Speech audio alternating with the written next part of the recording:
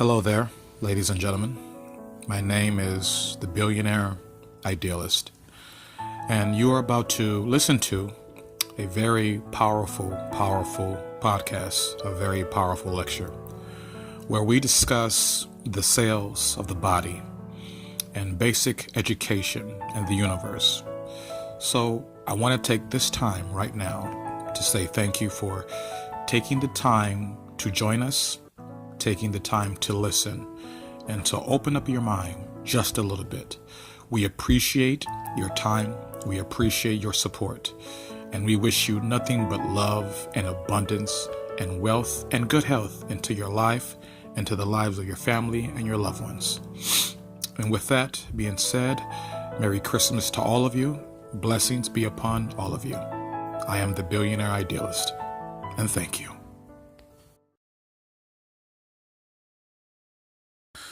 Good afternoon. I am the Billionaire Idealist, and today is going to be a little bit different. We are having a discussion about the cells of your body and basic education and understanding the universe that we live in. And joining me today, I have Captain Universe. How you doing, Captain? I'm doing just fine. So I'm just going to go ahead and I want to jump right into this. So earlier today, as I was stating earlier, when you look at the physical vessel, the physical body, if you will, the average person would say, yeah, we have a physical body. And most of us that are awake would say, we are not the body. Our true nature is spirit. And so most people would say, so then we are spirits having a human experience. And so I'm like, okay. So when you go beyond the spirit having a human experience and you go to the physical vessel, then the question is, well, what is the physical vessel?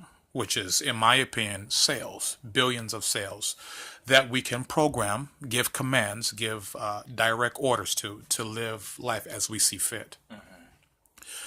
And then when you go beyond the scope of the cells and you say, okay, when I go past the physical cells, the cells of the body, which the very same thing that we are made up of, which is everything, what is beyond the cells? And so when you look beyond the cells, as we've talked about before, it's empty space. So I had a question that I need answering, that I wanted an answer to, because I said, okay, if it is said that we are spirits having a human experience, but when you go beyond that element and then you go to the cells, which is the very thing that makes up the physical vessel, and then you go beyond the cells and it's just empty space. So my question would be, are we having a physical experience, or are we having a conscious experience? Because what's being said is this. They say that we're not here, we're being projected down here. Nothing is written in stone. If we are empty space, then we are projecting consciousness outward, like going to a movie. The pictures, which give movement, they seem like they're moving, they're projected out. And so when you look at the movie, can you say, well, I'm actively participating in the movie? No. You're observing it, you're viewing it, you're watching it, but are you actually there in the scene of everything happening? No, you're not, because they're just pictures anyway. There is no actual movement. It's the light giving the appearance of movement. So I'm like, okay, if we're just empty space, if we're a physical vessel, and we go beyond the physical vessel and we're cells, and then you go beyond the cells to discover that we're just empty space, my question then, of course, again would be, are we having a physical experience or are we having a conscious experience? Because if we're not here, if we're empty space, then what exactly are we experiencing? What aspect of this existence are we experiencing? Because if it's not here, if nothing is written in stone, then what experience are we actually having? Yeah, see, the experience would be, you could say, you can actually put it together.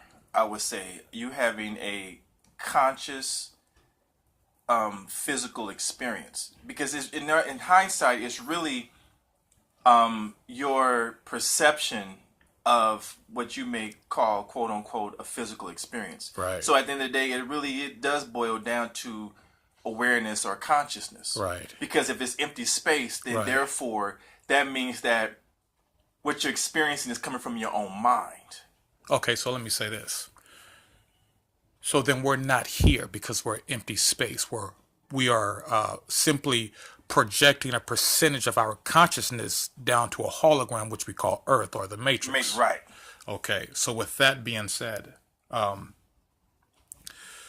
if a person said, in the case of healing, is it safe to say that I can say, well, because I'm not here, I am not the body, I am not the physical element, I am spirit, my true nature is spirit, I'm having a conscious experience. So is it safe to say that I don't have it's like, okay, I don't have cancer because cancer is, they would say cancer is a part of the physical element, but it's like, how can I have cancer if I'm not here? If I am not the body, how can something exist if that's not what I am?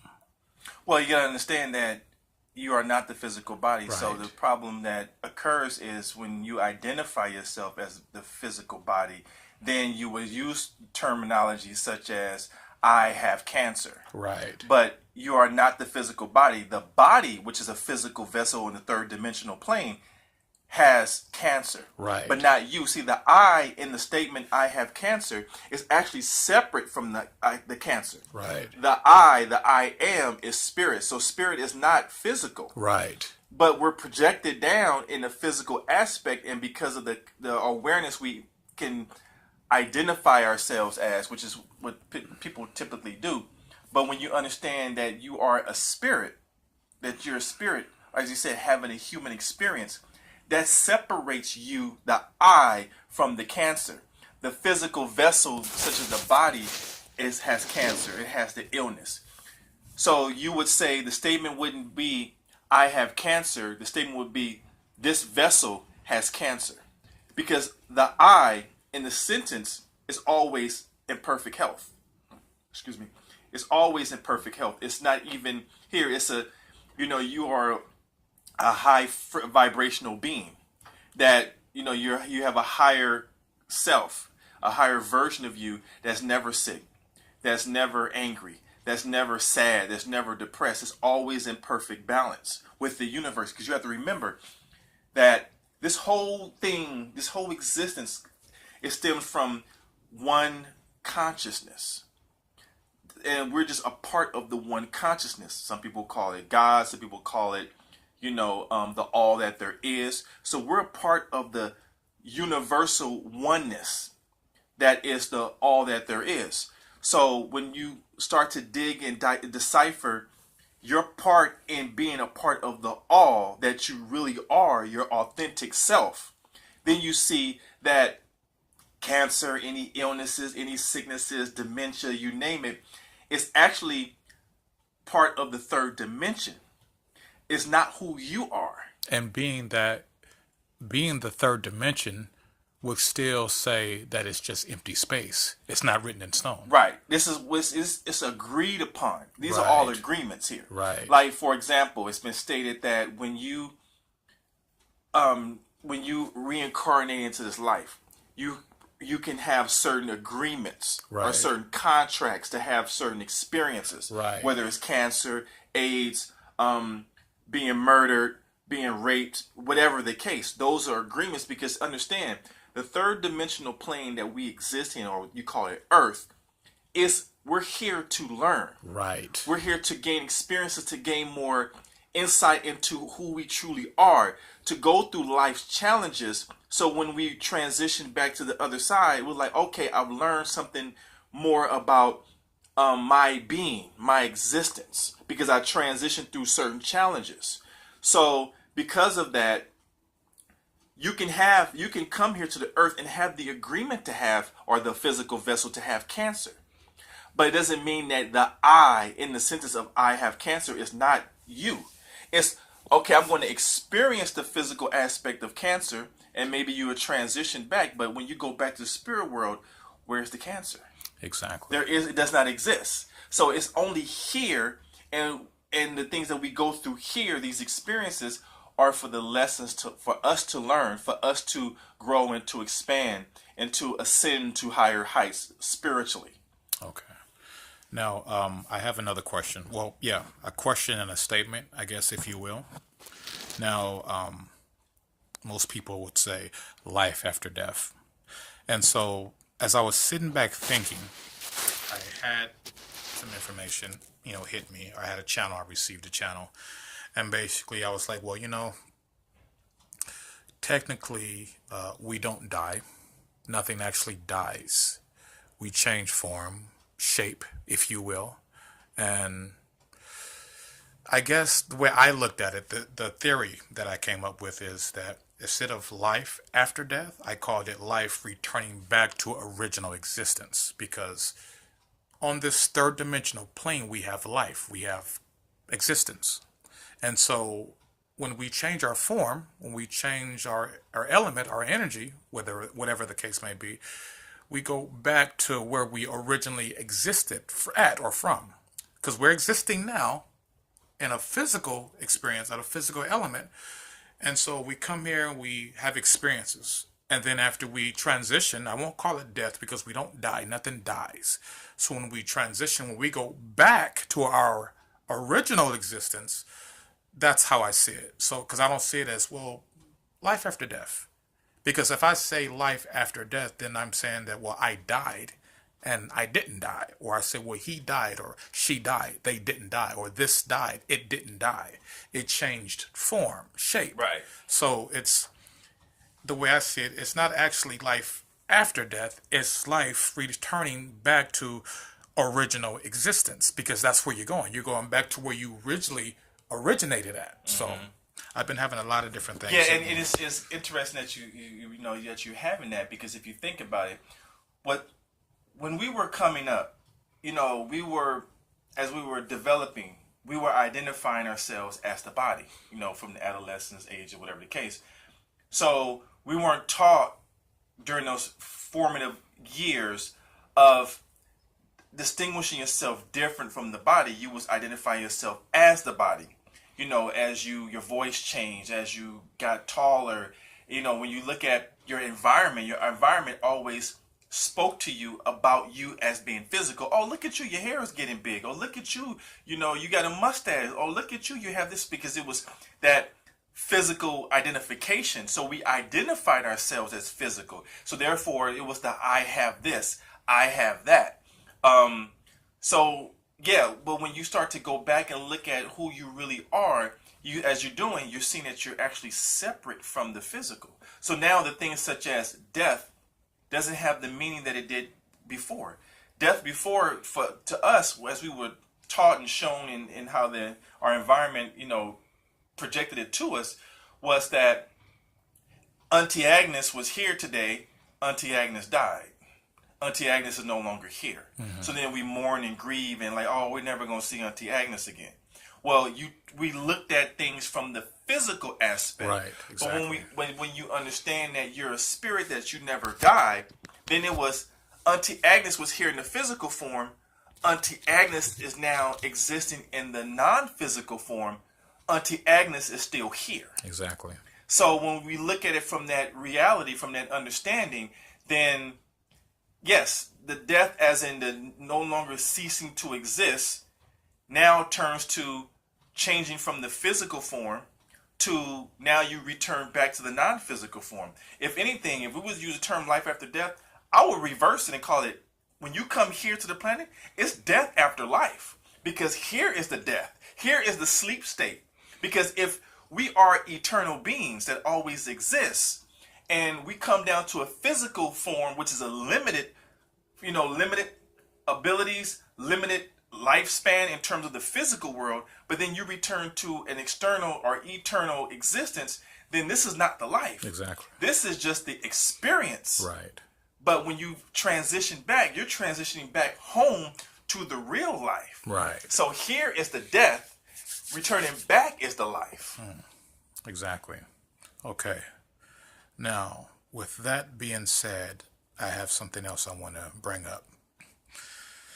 In in basic education, we come here as children, babies, newborns, and we become children, teenagers, to adulthood. But I want to start off with being a baby. Now, I guess it's understood that because we come here as babies, the average consciousness would say, oh, well, we don't know anything. We just came here as babies. But I disagree with that. Even though we're here, we've come back to the physical form. We're in the physical element of a physical body, a baby's body, small. It is understood that we don't know anything, but yet we see everything. We do know some things. Actually, I would say that we know all, and we still see things. But as we engage our environment, as we're growing up, we get these things that are said to us. I call these things programs. We're programmed to see the world a certain way and believe a certain way and to live a certain way. So what I wanted to know was this. As children, people believe that I need to teach my son or my daughter the basic education, the one, two, threes, the ABCs, alphabet, numbers, math, stuff like that. But I'm like, you know what? I believe, actually, I know that we can do something different than that because it has been stated that babies have the mind of a sponge. They learn very fast. They learn quickly. They pick up very quickly. So I'm like, because they learn so quickly, why not expose their mind to something advanced, which is the same thing? And let me explain what I mean by that. When I say the same thing, one, two, threes, numbers, the alphabet, A, B, C, D. Well, for me to say that is better. If I say that, basically what I am saying is metaphysics, quantum mechanics, universal laws, spiritual things. The only difference is I changed the language of how I said it. So when I say, well, A, B, C, D, or I say 1, 2, 3, 4, 5, I'm saying the same thing, but only difference is I'm not saying, well, quantum mechanics, science, energy goes like this, energy operates like this, frequency does this, this is what vibration is. So it's like, if you was to teach your newborn baby advanced learning, I would say, well, the way I see it, they're learning the basic in the inside of the advance. Because the 1, 2, 3 and the ABCs come from the quantum mechanics, the metaphysics, understanding the universe, understanding your subconscious mind, your conscious mind. That it's the same thing. Right. So I would say, don't limit your child to basic or general education. Instead, feed them something advanced. Give them advanced education, advanced learning. Give them things that you normally wouldn't do because they're going to get the basics out of the advanced anyway. So I was thinking about that because I'm just like, it's not like we come here and we're dumb and we don't know anything. That's false. We come here, we're fully aware. It's just that the programming begins to kick in because our parents, for the most part, don't know any better. So they teach us what they think is the right thing to teach or the experiences that they had.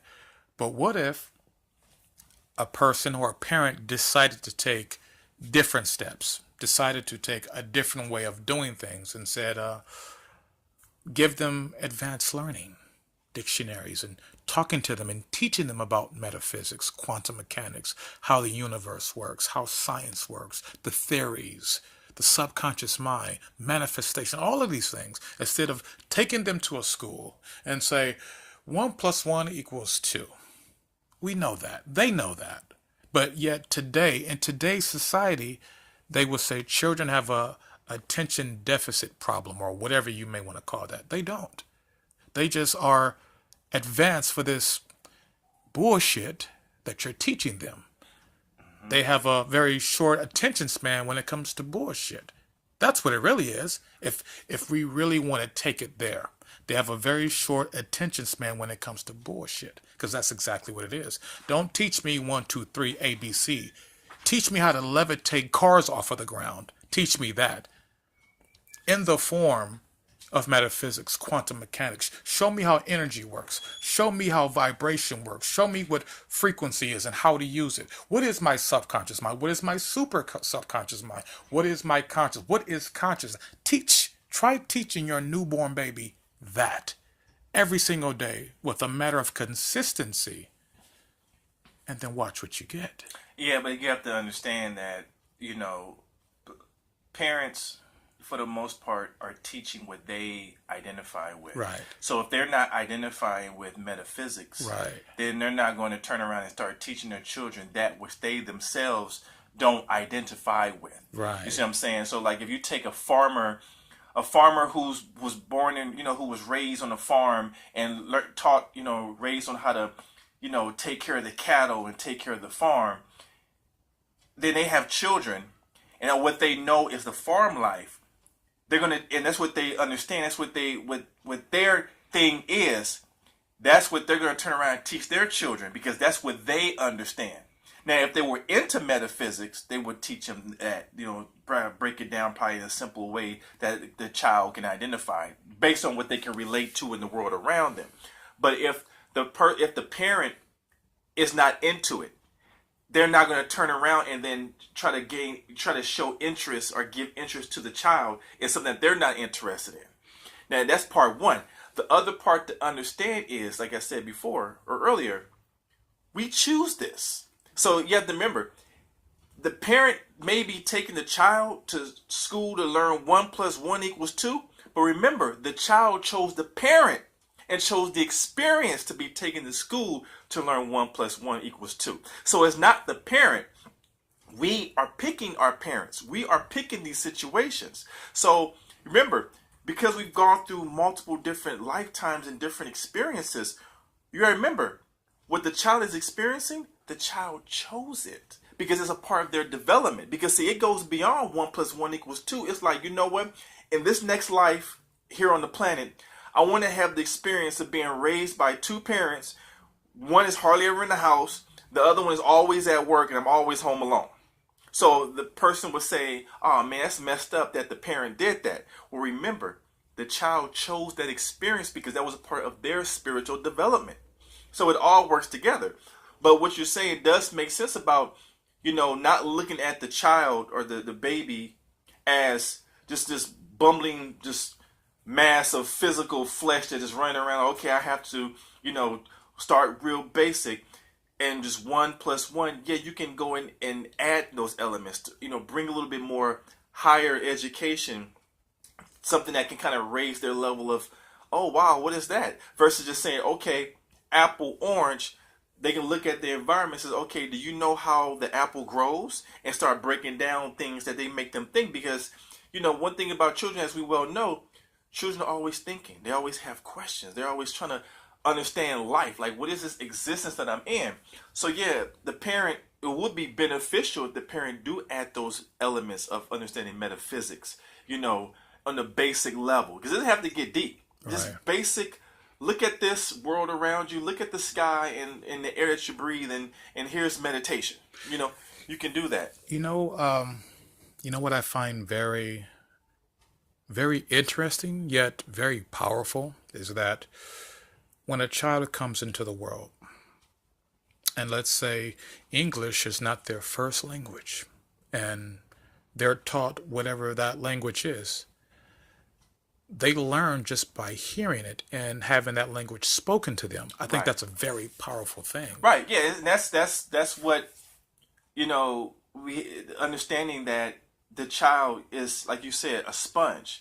That, you know, you can take the child and take them out of Compton and take them to Germany, and they're gonna know German. They're gonna learn the German language because they're exposed to it and they're gonna pick it up fast. But then as we develop and we start to see contrast and see ourselves and start looking at ourselves as being, okay, am I good enough or I'm not good enough or whatever the case, then that block comes up to where it's harder or it takes longer for us to comprehend. Whereas the child is just a blank piece of paper.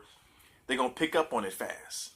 You see what I'm saying? So it's just it's natural. It's part of it. And even as adults, there's a part that we can actually go back to that childlike nature to where we can become the sponge. But it takes being able to release from what we think we are or who we think we are. Oh, it's gonna take me a while to learn this. Like how you did. Like, you wasn't a baby when you said I get results in 10 minutes. You programmed yourself and it took. Because you allowed yourself to be open to an idea that you resonated with, and it took hold on you. And that's what it really boils down to, because when a person doesn't believe that they're capable of comprehending something, they have the wall up. But that's what they tell you, and I've read this before, that when you're learning something new, you're going to be more quicker to grasp it when you when you've convinced yourself, I understand it. They tell you things like, go pick up a book on electromagnetism or something, locomotion, something that's really like deep. But tell yourself as you're reading it, I understand what I'm reading. You're going to find yourself more capable of comprehending what you're reading because you're telling yourself, I get it. But what happens is the general public will pick up something and they're already in tune in their mind, I don't understand this. So they're basically blocking their own comprehension of something. Children don't have that, for the most part. Children are like, okay, feed me knowledge, feed me wisdom, feed me something. Oh, wow, because they're born with, they're Santa Claus. There's anything is possible. So because they believe in possibilities, when you tell them something, they take it. You tell a child you can jump off the roof and fly. They're going to go on the roof and jump. You know what I'm saying? So the thing about it is just that it comes down to what your perception or your belief in yourself or your self-concept as, I'm limited. Oh, I don't get this. I don't get it. But when you turn around and tell yourself, I understand this. It's almost like you're switching the dials in your own brain function to say, we're supposed to understand that. Okay, I understand it. And you start to comprehend it because you already told yourself, I get it. Okay, now, I guess it's said that when we come here, that we forget. That we forget what our purpose was, our life mission was here. We forget that. And so I do understand that we can learn and go through experiences to eventually figure out why we came here, what our purpose was, and why we came here. So, in the sense of remembering, is it possible for us to come down here and retain some, if not all, of our information? Not fully of who we are, but a bigger portion, a bigger percentage of possibilities, like who we are, what we can do. Basically having a better understanding in this third dimensional world that we live in, looking at things differently, not because we were told to, not because we learned or somebody said we should. It's because we're looking and it's like, well, I see this, but yet I'm understanding something different. I'm experiencing this, but I'm feeling this. Like, for me, for example, I've always told myself, and the way I've looked at the world, that I believe I really came down here and retained a lot of who I was and things that I can do, and a lot of experiences when I came down here. If you will, I guess you can say I came down here almost fully awake, if you will, because of the experiences that I had. Because I did have experiences where I was like, oh, I did buy into this. I bought into that. I believe this and I believe that. But as I got older, something just didn't make, certain things did not make sense anymore. And some of those things were like religion and the belief in God and some physical aspects that I experienced. And I'm just like, okay, I'm being told that, I'm experiencing that, but I'm like, I see something different. I feel different. Why do I have these questions about God? Why do I have these questions about the world we live in? Why do I have these questions about what's going on around me? And I have these questions and I'm like, and people have asked me and I said, wow, Dave, how did you know that? Because they say, well, you don't really read much. We don't watch a lot of TV. I don't get on YouTube and spend hours learning information. I just know. So when I have experiences like that, I'm like, I believe I really did come down here with a large percentage of awareness. Maybe not all of it, but a good portion just knowing things. Because, yeah, there are a few people in the world that have similar beliefs as myself, but not all. And I just believe that not everyone comes down here. And I get it. We make a choice. We decide, our parents and everything else, when we come down here. So I guess maybe that was the case for me.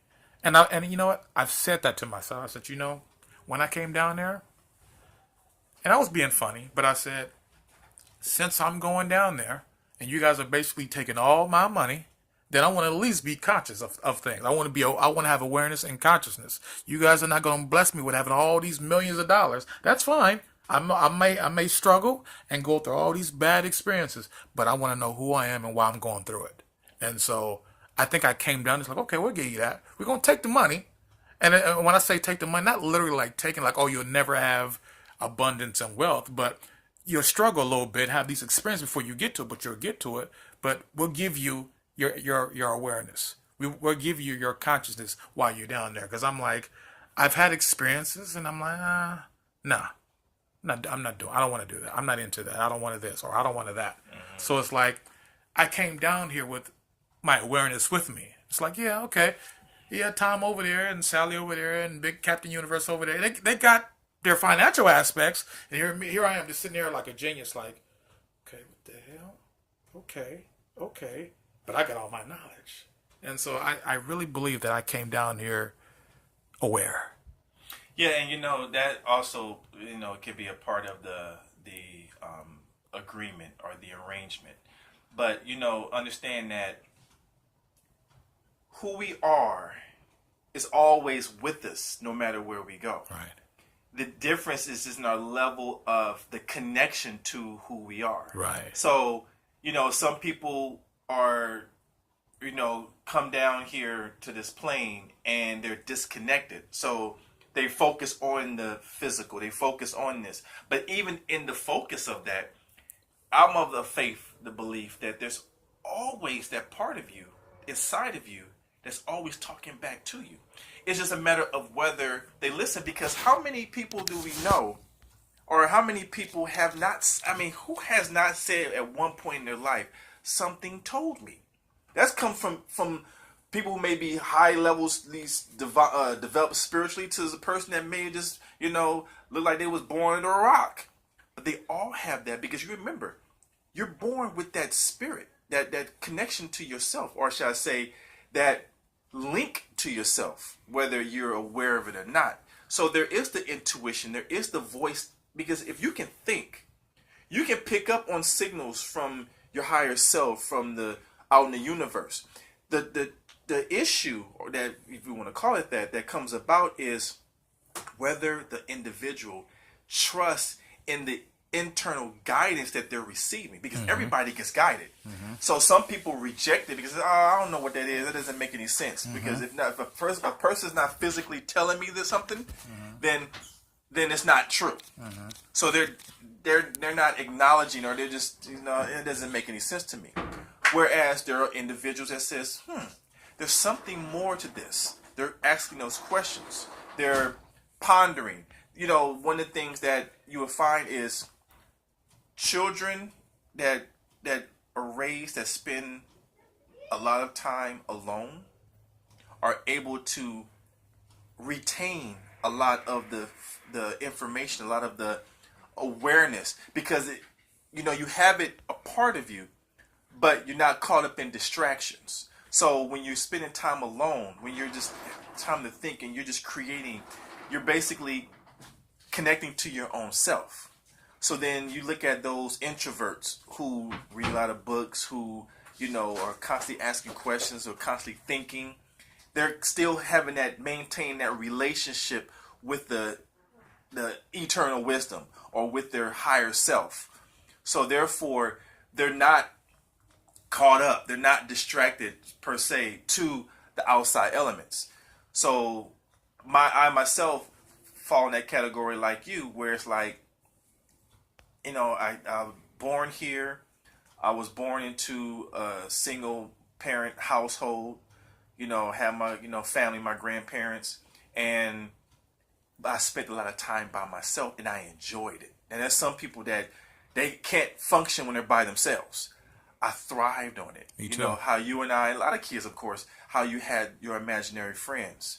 How as I got older, I was into philosophy. I was into trying to understand this life because I was left alone.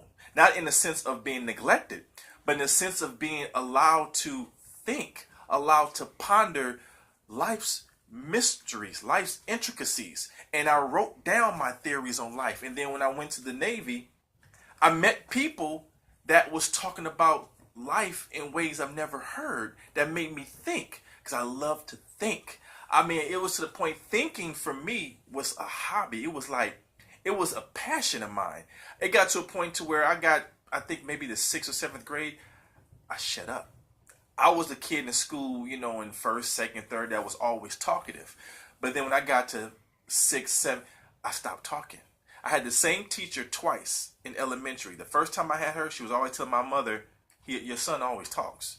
The second time she had me, your son never talks. She was like, are you okay? I'm like, I'm fine. Because I was fascinated by thoughts that was coming into my head. And, if you think about it, it's like all these different frequencies of information and knowledge is out there. So when you think, you're tapping into these frequencies and you're picking up on this information that's being downloaded into you, and you find yourself at like, whoa, wait a minute, what does life really mean? So I started writing philosophy. I started writing these theories. I started asking questions. So, but all of that to say, it was also a part of the purpose as to why I even came here. Because my purpose, along with developing myself spiritually, was also to help guide other people to ask those questions and to develop within themselves. Right. So I was always led to it. So when you look at your life and you look at lives of other people, even if they come here and they don't remember, it's still a part of them. Look at the NBA player, and the parent would tell you, yeah, when he was a baby, he gravitated towards the basketball. It was like it was already programmed within him. Even though the little baby may not have consciously been aware that, yeah, I'm going to grow up and be a basketball player. They just saw the big ball and they liked to bounce it and they liked this ball. Or then they got older and like, oh, I like to take this big ball and throw it in that thing, that round thing. And they just loved it. And then you saw they got really good at it. You see somebody may have been in the science. You see the kid that loved looking up in the sky at the stars and they grow up to be an astronomer. It's like, it's with you.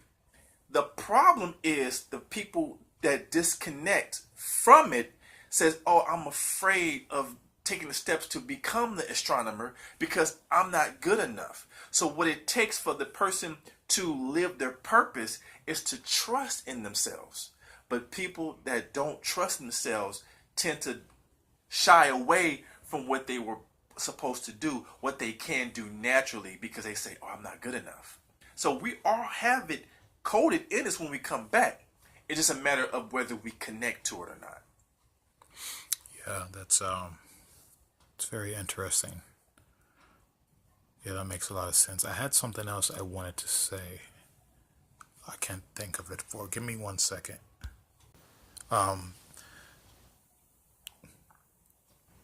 One of the main questions I'm sure a lot of people are pondering about is, well, why did I come back here?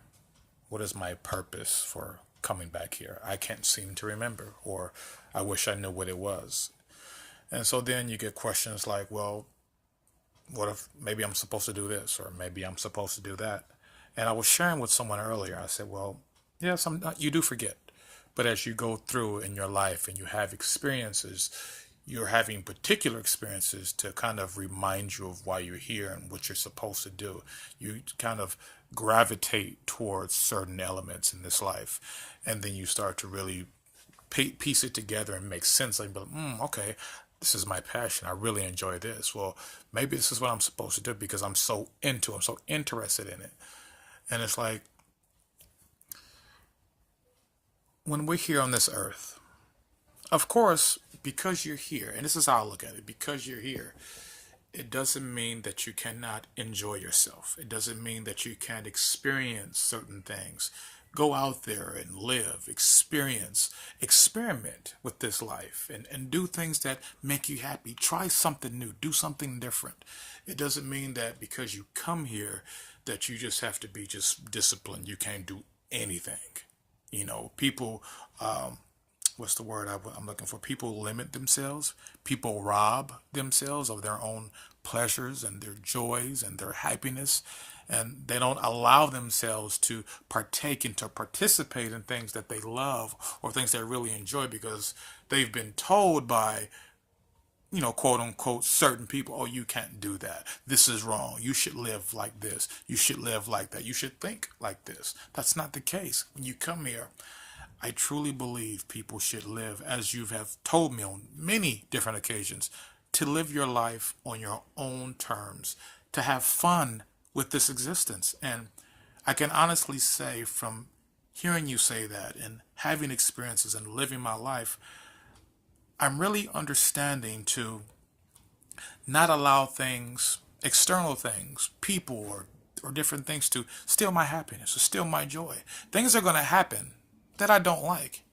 But now I'm learning to be like, I didn't like that, but it's okay because something bigger is coming. And there's a reason why that happened. I may not understand it now, but later on, it's going to make a lot of sense to me of why that happened. And it's going to be revealed to me of why that happened and more than likely be rewarded for my discipline and my keeping steadfast on where I want to go and what I want to do. So I want to share with people and tell people that, hey, you know what? Of course, we are going to experience things, these problems, these issues, these difficulties, these whatever you want to call them, but live. It's not the end of the world. Things are going to happen that you don't like. It's not the end of the world. Live. Keep your focus on what you want, how you want to live, whatever your dreams, your goals, your desires. Keep your eyes on that and pursue that by all means necessary without stopping. Consistency and applying it, and do that because as I shared with someone else, I said, your conscious mind is going to always battle with you. That's never going to go away. You can be the wealthiest person in the world or the poorest person in the world. Your conscious mind is going to always battle with you. But it's up to you to decide whether to sit back and listen to it. Because your conscious mind can tell you things and you can be like, okay, I believe that. No, I don't believe that. No, I'm not going to do that. I'm going to do what I want to do. Matter of fact, you sit back, you shut up. This is where I'm going. This is the road I'm taking. Oh, well, what about this? This might happen and this may happen. You can counteract that because it happens to me. I counteract my conscious mind when it tells me something I don't believe in. I'm like, no, I don't believe in that. I'm sorry. Take a hike. So I'm telling people, and I want the captain to tell people, what do you think about that? Share with us, some things that we can do to counteract our conscious mind when things happen that we don't like, that to give us a better understanding and to learn and to know that it's not the end of the world. Things happen for a reason. Better things are coming our way if we allow it to come our way. Don't stand in our own way. As the captain has always told me, get out of your own way. Let the opportunities flow. Let the abundance and the wealth and the goodness, let it flow into your life naturally. Don't stand in your own way. Find out what you want. Go after it. Declare it. Let it go. Because I've been having a lot of those experiences. I declared something, and as a matter of fact, I had that experience the other day. I declared something that I wanted a couple of days ago, and just the other day, a way was provided for me to have that. Now, I didn't take advantage of it. That was my fault. And, I sat back and I asked myself and I said, wow, am I bad because I didn't do that? And the Spirit simply said, no, it's not bad. That was your choice, your decision. If that's what you didn't want to do, that's fine. We're still going to give you other opportunities. We're still going to make ways for you when you ask for something. That's not just because you didn't do that. Oh, you're not bad. It is what it is. You live and you learn. Right. You move on. So, and I'm learning that. So, Captain, share with us. What do you think about that? Well, first I want to add something that you were saying about the battle with the conscious mind. Right. I would take it a step further, more specific to say that it's not the conscious mind per se, it's the ego Right. that There it is. communicates to you through the conscious There it mind. is. There it And is. because if you think about it, if your conscious mind says you can't have that and you say yes I can, then what is that? Because it's all in the conscious realm. So and you know, it's we all have that, and the ego has a purpose. Not that we're supposed to eliminate the ego.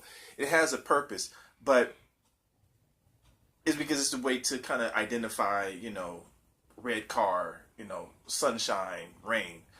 But what it comes down to is, I like how you spoke on it. It's this life that we live in. It boils down to the conversation that we have with ourselves. Yes, people say this. You know, parents said that. The media says this. You know, politicians say that. X, Y, and Z. But our lives are created based on the conversation that we have with ourselves. So that's when the conscious understanding comes into place as to being aware of what are you telling yourself. Because what you tell yourself is going to take you to wherever you're going to end up at. Because like if I tell you billionaire idealist, you're going to be broke and poor all of your life. Okay, I said that.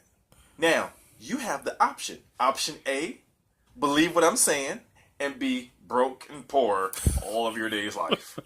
Or option B, disagree and say, well, I believe I am going to be prosperous, wealthy, I'm going to live a joyous and happy life. You pick and choose. See, the problem occurs is when people are convincing, when those whomever, if they're able to convince you that their word is gold, and that means you're giving your power to something external to you. Exactly. But even in that, that's still your choice. But people may put the victimhood and victim mentality or poor me saying that it's because of them, but it's really you agreeing to it. So then you bring it back. And what are we talking about here? What we're talking about is decide how you want your life to be. Because no matter, even if you don't know Exactly what's your purpose here, you can tune in to what brings you happiness.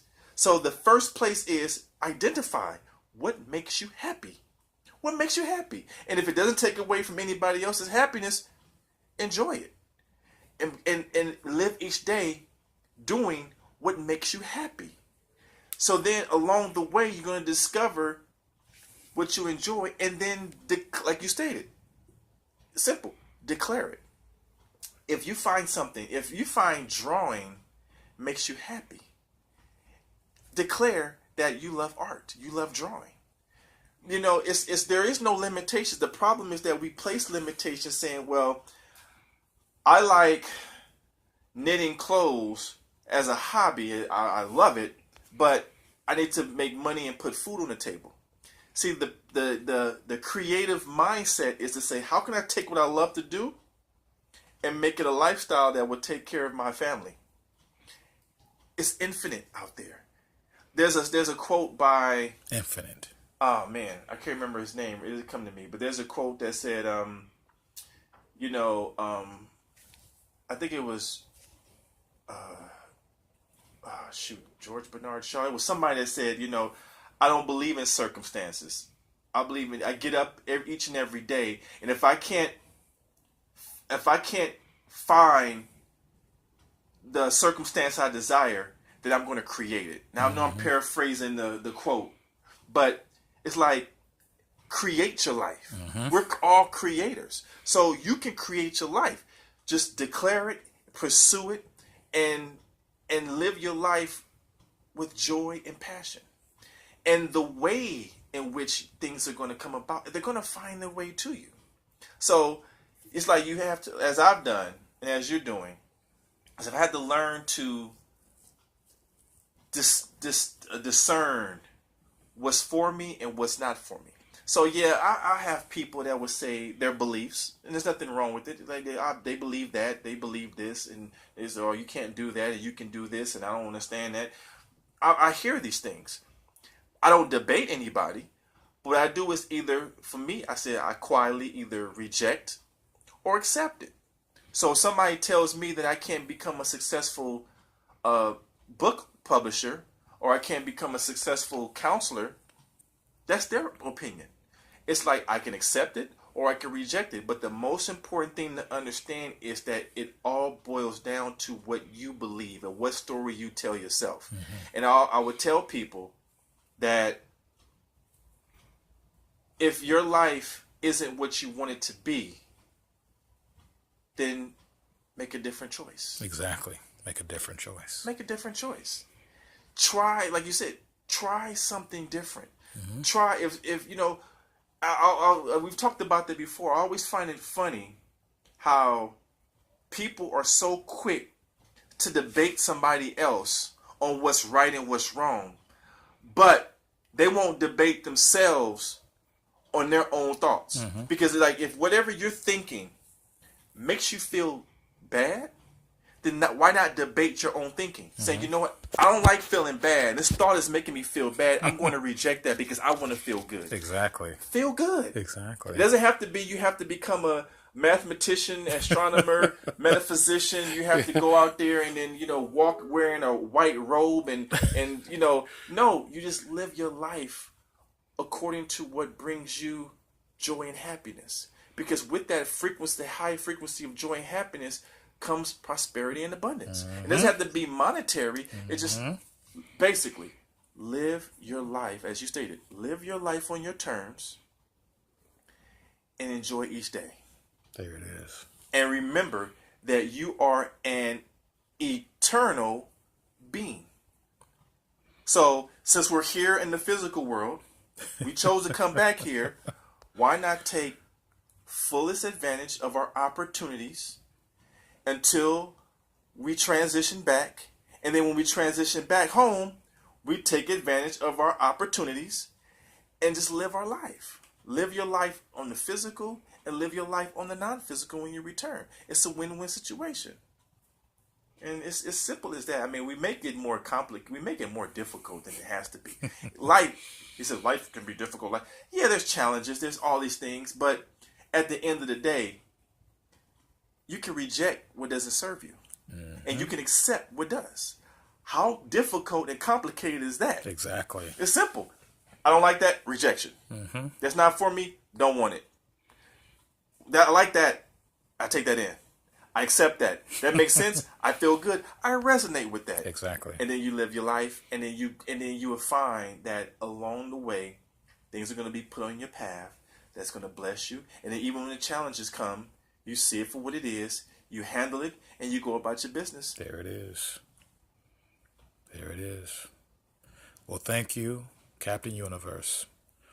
That was very pleasing, and I loved it. And it's always a pleasure to share beautiful information with you back and forth, and to learn and to expand our awareness, and to continue to evolve, and to continue to shift in this reality and create our reality, and just to feel good. So we thank you, Captain Universe. Oh man, I think those out there that are teachers, that are just living their life. Exactly. Because I'm not just a teacher. I'm a student first. So I'm learning from the mailman. I'm learning from everybody, and I'm appreciative of what the spirits have, the responsibility and the blessings that they have, blessed upon me to be able to do these things. Exactly. And share these things. And we all have that power. So that's my passion in life, my purpose in life is to just share with those who are willing listeners that you have an authentic power and use it. Exactly.